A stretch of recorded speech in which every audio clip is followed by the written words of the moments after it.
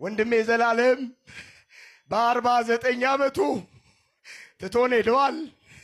በዚህ ዘመን ዘላለም በዚህ ዘመን ቤተ ክርስቲያን ከውጭም ፈተና ባለባት በዚህ ዘመን መጽናናት በምንፈልግበት በዚህ ዘመን ኑሮ በከበደን በዚህ ዘመን ዘልዬ ወንድሜ የኔ መኩሪያ በሐዘን ቤት ሁሉ የሚናገረው ቃል ነው። አዎ እድሜያችን የተወሰነ ነው። በገንዘብ እድሜ መጨመር አንችልም። በገንዘብ እድሜ መጨመር ቢቻል ኖሮ ለዘላለም እድሜ በጨመርንለት ነበረ።